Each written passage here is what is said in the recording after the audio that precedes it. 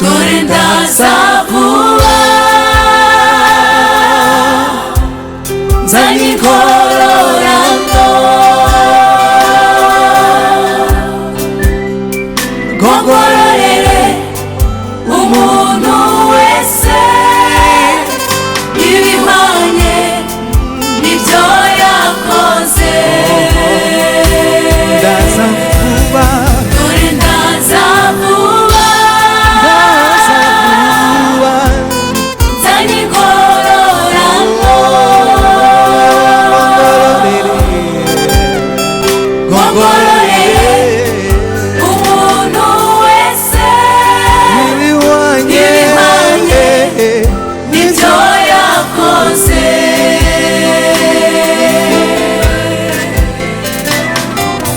Bwenge ararangurura n'ijwi rirenga ati, iherezo rya byose riri bugufi. iherezo rya byose riri bugufi.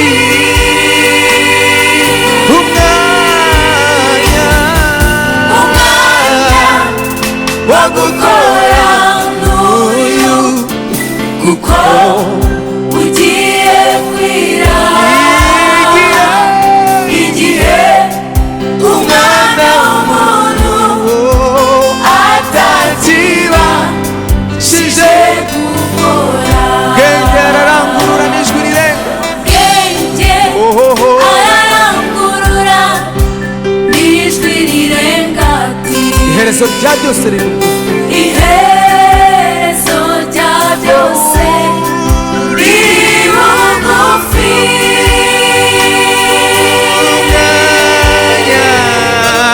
Umwanya wo gukora n'uyu, kuko ugiye kwira. Igihe umwana w'umuntu atakibashije gukora. Igihe umwana w'umuntu atakibashije gukora.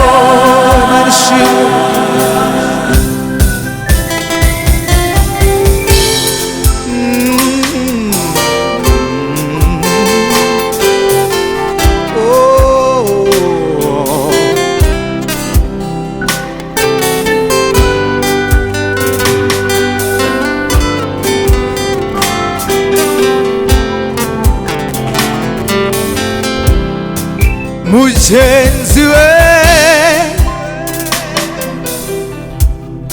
ijoro rigeze mugenzi we, kw'igicuku kibuditse bukaba bwije. Mbese wamenye ko umurimbuzi azerera ivuga nk'intare?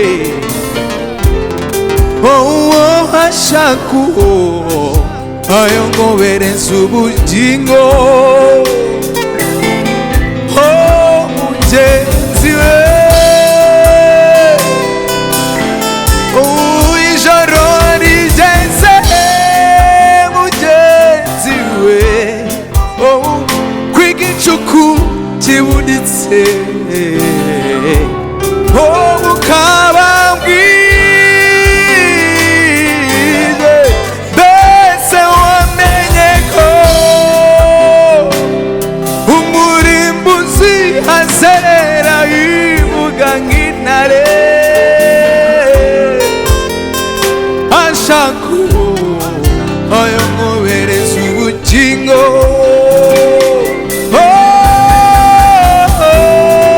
Wari ukwiriye kuba maso, kuko utazi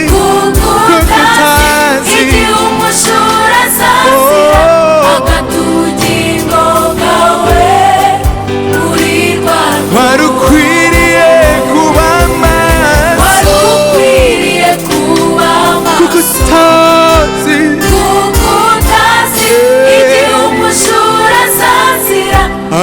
ubugingo bwawe bwawe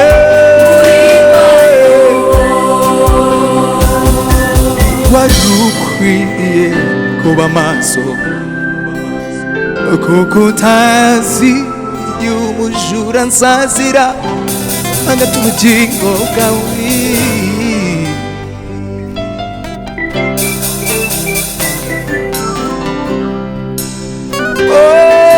wari ukwiriye kuba maso kuko utazi igihe umujura nsazira agata ubugingo bwawe warwo wari ukwiriye kuba maso wari ukwiriye kuba maso kuko utazi igihe umujura azazira agata ubugingo bwawe muri rwarwo wari ukwiriye kuba maso kuko utazi igihe umujura azazira agata ubugingo bwawe muri rwarwo.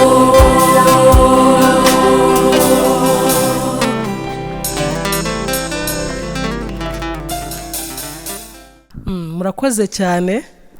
Amazina yanjye ni Ev.Alice RUGERINDINDA, ndi umukristo nsengera ADPR Gatenga. Nshimiye korali Nyota ya Alfajili yantumiye kugira ngo tuze gufatanya muri uyu mwanya mwiza Imana iduhana umugisha. Ubwo rero tugiye kuganira ku ijambo ry'Imana rivuga ngo dore ndaza vuba nzanye ingororano, nk'uko ariyo teme cyangwa se intego y'indirimbo irivuga ngo ndaza vuba nzanye ingororano. Reka dusenge. Mana, turagushimye kuri Imana nziza, turagushimye kubw'uyu mwanya mwiza uduhaye, ngwino ushyigikire ijambo ryawe. Abazaryumva, abazumva ino ndirimbo, Mana izagira aho ibavana igire n'aho ibageza. Tukugireho umugisha muri byose mu izina rya Yesu, amen amen. Nkuko nari maze kubivuga, ijambo twifashisha riri hano mu gitabo cy'Ibyahishuwe, ni ibice 22 ku murongo wa 12. Haravuga ngo dore ndaza vuba nzanye ingororano, kugira ngo ngororere umuntu wese ibikwiriye ibyo yakoze, Imana yacu ishimwe. Ndimo ntekereza kuri ino jambo, natekereje ku rugero rwa kera tukiri abana. Hari ukuntu papa wanjye yajyaga akunda umuntu umukora mu mutwe, noneho yajya kuryama akavuga ati munshimire mu mutwe munavanamo imvi. Atari uko imvi yarazanze, ahubwo bwari nko kugira ngo nyine asinzire neza ashaka umuntu umukora mu mutwe. Nuko iyo yajyaga kuryama twabaga twumvikanye ko nabyuka ari buze guhemba umuntu akurikije umubare w'imvi umuntu yakuyemo. Nuko yakwicura, hanyuma hakaza kubara za mvi, akaza kuguha amafaranga angana n'imvi wakuyemo. Iki kintu rero nasanze cyari motivation cyangwa se bwari uburyo bwo kudutera imbaraga kugira ngo wumve ko ukora byinshi ari kuza guhembwa, Imana yacu ishimwe. Nasanze rero n'umwami wacu Yesu ikintu bita guhemba, ahantu hose avuze aravuga ngo ndaza vuba nzanye ingororano, Imana ishimwe. Haleluya haleluya. Nasomye mu gitabo hari muri Matayo ibice 25 ahantu bavuga ngo umugani w'umwami wagiye kure, nuko ngo agiye kugenda asigira abagaragu be itaranto, kandi buri wese amusaba kuzigenzuza ngo nagaruka noneho zizabe zariyongereye. Ikintu kijye kintangaza, naho bagiye bavuga ngo nuko iminsi myinshi ishize ngo aragaruka aza kubarana na babandi yasigiye itaranto. Bivuga ngo ikintu bita kubarana no guhemba ni ibintu by'Imana, Imana ishimwe. Kandi ikintu cyanejeje, hari umwigisha waje mu Gatenga atwigisha ijambo rikomeye, aratubwira ngo Imana ntabwo igirebera umuntu mu itsinda, ntabwo ifata korari yose ngo yitirire igikorwa cyakozwe, ihamagara umuntu ku giti cye kandi ikamubaraho ibyo yakoze, Imana ishimwe. mu ndirimbo rero bavugaga ngo murinzi we ngo ijoro ngo rigeze kure ngo ndetse ngo bugiye gucya ngo bugiye kwira ngo ni igihe ngo umuntu atakibasha gukora. Hari igihe kizagera abantu babe batakibasha gukora, ariko igihe cyose ngihumeka nkwiriye gukora kandi nteganya ko Imana izampemba. Imana yacu ishimwe. Umunsi umwe turi mu masengesho, Imana yatubwiye ibintu bikomeye. Iratubwira ngo niba bashobuja abo mu isi bazi guhemba, mbese n'igihe utazamenya kubahemba. Imana ishimwe. Iri jambo iyo ryumvise numva ari inteye umwete, ntabwo ari ukuvuga ngo mbese ko abandi batakoze iryo banga ryibitseho. Namenye ko Imana ihemba umuntu ku giti cye. Kwa kundi uvuga ngo abandi se ko batakorobye, ngo abandi se ko batakubuye, ngo abandi se ko batagize. Oya, namenye ko uyu murimo w'Imana ari imari. Menya ko Imana ihemba umuntu ikurikije ibyo yakoze, ntabwo iguhemba mu izina ryanjye. Hoya, buri muntu wese imuhemba ikurikije ibyo yakoze. Imana ishimwe. Ubwo rero soma rino jambo ngo dore ndaza vuba nzanye ingororano, ni ijambo ridutera imbaraga. Haleluya, haleluya.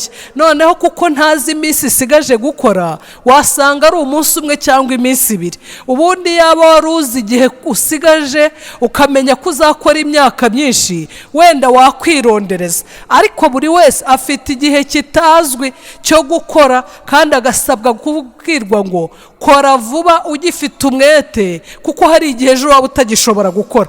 Ibyo ngibyo ni ibintu bisanzwe, abantu bamaze kubimenyera. Hari igihe umuntu aterwa n'uburwayi bukamuheza mu nzu, hari igihe haza ibyorezo, ntawe umenya ngo nzakora ryari. Ariko umwami yaravuze ngo dore ndaza vuba nzanye ingororano, kugira ngo ngororere buri wese ibikwiriye ibyo yakoze. Imana ishimwe. Muri iri jambo rero nasomye sanga harimo kugororera mu buryo bubiri. Harimo abazabwirwa ngo nuko mugaragu mwiza ukiranuka, wakiranutse muri bike, injira mu munezero wa shobuja. Ariko ngo hariho n'abandi bazabwirwa ngo wa mugaragu mubi we, wa munyabute we. Imana yacu itugire neza. Ubwo umwami azabaje guhemba, hari abazahemba neza, hari n'abazahemba nabi bitewe n'uko bitwaye. Reka nsome hano mu gitabo cy'umubwiriza ibice 12 umurongo wa 13 kugeza kwa 14. Baravuga ngo iyi niyo ndunduro y'ijambo, byose byarumviswe. Wubaha Imana kandi ukomeza amategeko yayo, kuko ibyo ari byo bukwiriye umuntu wese. Umurongo wa 14 ukavuga ngo kuko Imana izazanana umurimo wose mu manza, n'igihishwe cyose ari icyiza cyangwa ikibi. Imana yacu itugire neza. Iyo bigeze ahantu bavuga ko Imana noneho izaza yabaye umucamanza, noneho biba byahinduye isura. Hamwe tuyimenyereye nk'Imana y'inyembabazi, Imana iteze amaboko. Ariko ubwo Yesu azaba aje gutanga ingororano, ngo Yesu azaza noneho nk'umucamanza. Imana yacu itugire neza. Hari igihe cy'imbabazi. Yewe udukurikiye muri iri jambo, umwami Yesu aracyateze ibiganza akubwira ngo ngwino nawe injira hakibona. Hari igihe bugiye kwira, aho kwinjira bishobora kutazagukundira. Ariko niba ufite amatwi ukaba wumva, Imana yacu itugire neza, we kuzategereza Kristo ko azaza aje nk'umucamanza. Imana yacu itugire neza. Reka ndangirije ku ijambo rimwe riri hano mu Byahishuwe ibice 20. Impamvu naritekereje, hari abantu bajya bihumuriza akavuga ngo ubwo nzaba mpfuye bizaba birangiye. Nasanze abanyamahanga benshi ariyo teori, inyigisho z'ubuyobe bashyizeho, bakavuga ngo iyo umuntu bamurengejeho itaka ngo niho ibintu biba birangiriye. Abandi bakavuga ngo iyo baguhambye ngo noneho ngo ugaruka havuyemo ikimera. Urumva ni ibintu Satani yagiye ahimba. Bakavuga ngo ni ibintu bihora bizenguruka, ngo uragenda ngo ukazagaruka ngo wabaye ngo ikimera, ubundi ngo wahindutse iki. Ari ukugira ngo bakwepe urubanza rw'Imana. Ariko ubwo Kristo azaza azanye ingororano, bizaba ari uguhemba bakoze neza no guhana abantu bakoze nabi. Reka somo no murongo ndimo soza, Ibyahishuwe ibice 20 umurongo wa 11 kugeza kwa 15. Ni ahantu Yohana yari ku kirwa cy'Ipatimo, ngo Yesu arimo amwereka ibintu bikwiriye kuzaba. Imana yacu itugire neza. Katurebe ibyo yabonye araho. Aravuga ngo mbona intebe y'ubwami nini yera, mbona niyicayeho, isi n'ijuru bihunga mu maso hayo, ahabyo ntihaba hakiboneka. Umurongo wa 12, mbona abapfuye, abakomeye n'aboroheje bahagaze imbere y'iyo ntebe, ngo nuko ibitabo birabumburwa, kandi n'ikindi gitabo kirabumburwa, ari cyo gitabo cy'ubugingo. Abapfuye bacirwa imanza z'ibyanditswe muri ibyo bitabo zikwiriye ibyo bakoze. Inyanja igarura abapfuye bo muri yo, urupfu n'ikuzimu bigarura abapfuye bo muri byo, bacirwa imanza zikwiriye ibyanditse muri ibyo bitabo, zikwiriye ibyo umuntu yakoze. Imana yacu itugire neza. Nimo soza twavugaga kuri iri jambo rivuga ngo dore ndaza vuba nzanye ingororano. Ese wowe unteze amatwi ukuyemo irihe somo? Niba usanzwe uri umukristo ukaba wamenye ko hariho ingororano z'abakoze, ese aho ntiwakongezamo imbaraga udasigana? Navuze ngo Imana ntirebera umuntu mu itsinda ngo ijye ivuga ngo korari yose yasuye, korari yose yahembye uwabyaye, korari yose yatabaye uwapfuye. Iki kintu umaze kumenya ko Imana itarebera mu itsinda, nibigushobokera ugasanga abantu bakora, ujye ukora uko imbaraga zawe zingana, kuko na Yesu atanga itaranto ntabwo yatanze izingana ngo hari uwo yahaye 15 undi 2. Ku mbaraga zawe ntugasigara aho abandi bakoze, kuko umwami araza vuba azanye ingororano. Ariko niba ubyumvise ukaba utaranakizwa, hazabaho no guhemba abantu mu buryo bubi, bahabwa ibihano.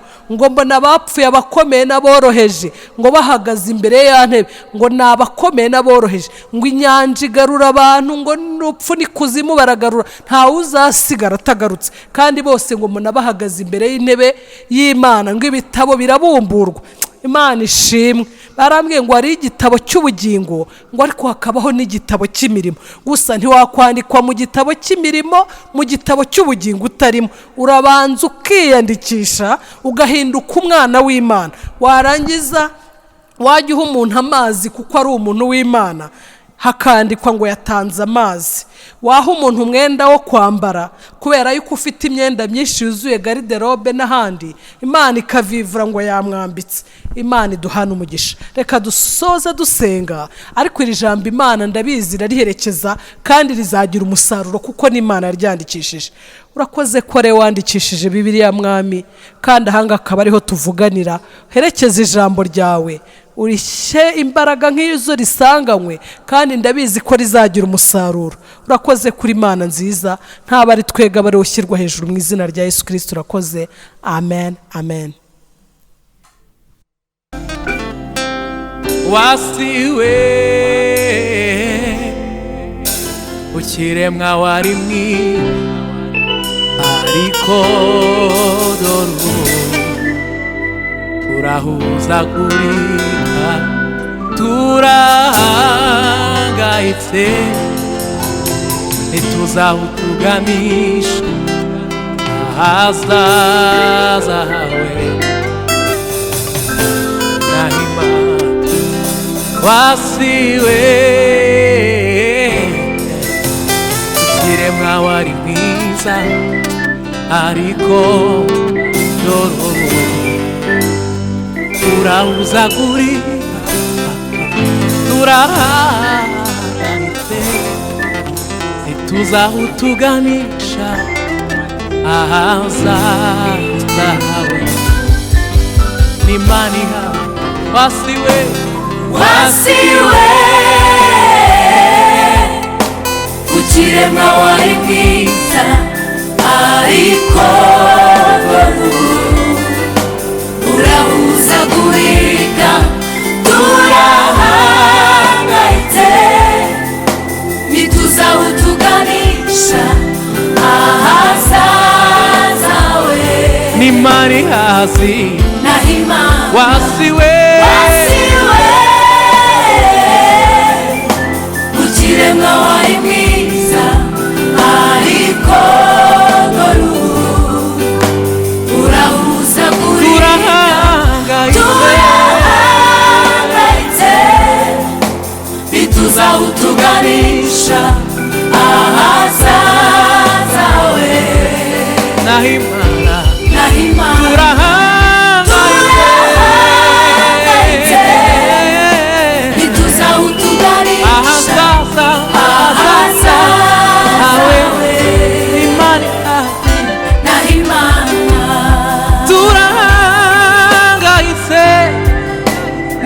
nituzaho tuganisha ahazaza hawe naho Imana turahangayitse nituzaho tuganisha ahazaza hawe iherezo ryawe n'Imana izi wasiwe ukiremwa wari mwiza ariko dore uko waba